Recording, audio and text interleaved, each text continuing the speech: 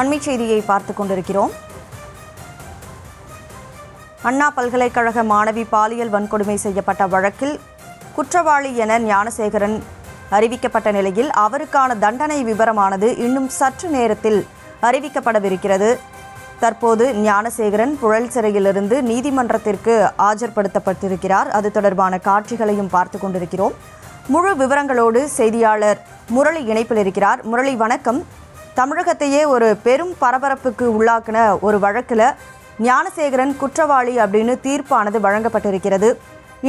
இன்னும் சற்று நேரத்தில் தண்டனை விவரமானது அறிவிக்கப்படவிருக்கிறது. முன்னதாக இந்த வழக்கு தொடர்பாக என்ன எல்லாம் நடந்தது அப்படிங்கிறத ஒரு சுருக்கமா நீங்க பதிவு பண்ணுங்க. நிச்சயமாக. வணக்கம் கனிமொழி. அண்ணா பல்கலைக்கழகம் விவகாரத்தை பொறுத்தவரை கடந்த டிசம்பர் மாதம் 23ஆம் தேதி மாணவி ஒருவர் கோத்திரபுரம் காவல் நிலையத்தில் ஒரு புகார் மனு அளிக்கிறார். தன்னை பாலியல் ரீதியாக துன்புறுத்தியதாக ஒரு புகார் மனு அளித்திருந்தார். அந்த புகாரின் அடிப்படையில் 24ஆம் தேதி கோத்திரபுரம் பகுதியைச் சேர்ந்த ஞானசேகரன் என்பவரை போலீசார் கைது செய்து நீதிமன்றத்தில் ஆஜர்படுத்தி சிறையில் அடைத்திருந்தார்கள். இந்த விவகாரம் தொடர்பாக பல்கலைக்கழகத்தில் இது போன்ற ஒரு செயலில் ஈடுபட்ட நபர் மீது நிச்சயம் கடுமையான நடவடிக்கை எடுக்க வேண்டும் என பல்வேறு அரசியல் கட்சி தரப்பிலிருந்து கோரிக்கைகள் வலியுறுத்தியது.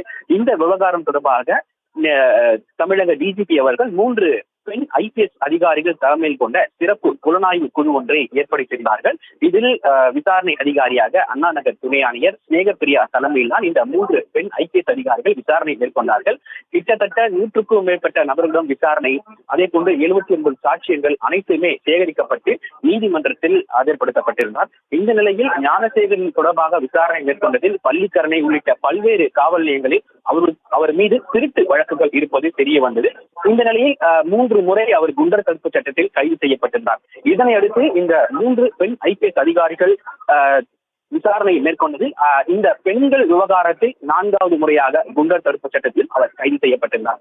இந்த நிலையில் இந்த விவகாரம் தொடர்பாக இந்த 4 மாதங்களில் விரைவாக தற்பொழுது தீர்ப்பானது வர இருக்கிறது. கடந்த 3 நாட்களுக்கு முன்னதாகவே 11 வழக்குகளில், அதாவது அண்ணா பல்கலைக்கழகம் விவகாரத்தை பொறுத்தவரை 11 செக்ஷன்களிலும் இவர் குற்றவாளி என்பதை நீதிபதி வாசித்திருந்தார். அப்பொழுது கடுமையான விவாதங்கள் நடைபெற்றது. அரசு தரப்பிலிருந்தும் சரி, ஞானசேகரன் தரப்பிலிருந்தும் கடுமையான வாதங்கள் முன்வைக்கப்பட்டது.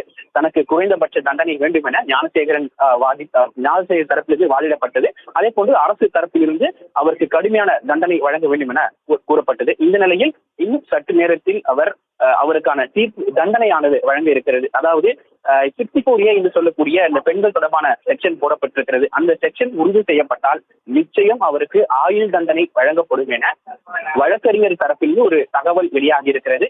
ஆகவே ஏற்கனவே பதிவு செய்யப்பட்ட வழக்குகள், அதே போன்று திருட்டு வழக்குகள், பெண்கள் தொடர்பான வழக்குகள், ஆக மொத்தம் இந்த வழக்குகள் அடிப்படையில் நிச்சயம் அதிகபட்ச தண்டனை வழங்கப்படும் என வழக்கறிஞர் தரப்பிலே தெரியப்படுத்த நிலையில் இன்னும் சற்று நேரத்தில் அவர் நீதிமன்ற வளாகத்துக்கு உள்ளே சென்றிருக்கிறார். தற்பொழுது நீதிபதி உள்ளே இருக்கும் சூழ்நிலையில் அவர் வெளியே காத்திருக்கப்பட்டிருக்கிறார். இன்னும் சிறிது நேரத்தில் அவரை உள்ளே அழைத்து செல்ல இருக்கிறார்கள் போலீசார். பலத்த போலீஸ் பாதுகாப்புடன் தான் அவரை அழைத்து வந்திருக்கிறார்கள்.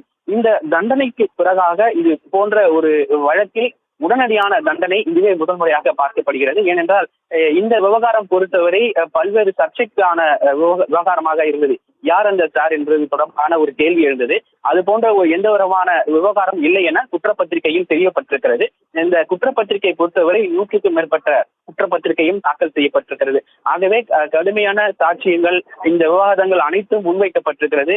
இன்னும் சில நிமிடங்களில் என்னென்ன தண்டனை விவரங்கள் என்பதை நீதிபதி வாசிக்க இருக்கிறார். ஏற்கனவே சொன்னதை போல 11 வழக்குகளிலும் இவர் குற்றவாளி என நீதிபதி தெரிவித்திருக்கக்கூடிய சூழ்நிலையில் இன்னும் சில நிமிடங்களில் என்னென்ன தண்டனை விவரங்கள் அறிவிக்கப்பட்டிருக்கிறது, 1 ஆயுள் தண்டனையா அல்லது 2 ஆயுள் தண்டனையா, இது போன்ற என்ன அபராத தொகை, ஆக மொத்தம் இது போன்ற மொத்தமாக விவரம் அந்த தண்டனை பட்டியல் இன்னும் சிறிது நிமிடத்தில் வாசிக்கப்படும் என வழக்கறிஞர் தரப்பில் தகவல் தெரிவிக்கப்பட்டிருக்கிறது. கனிமொழி,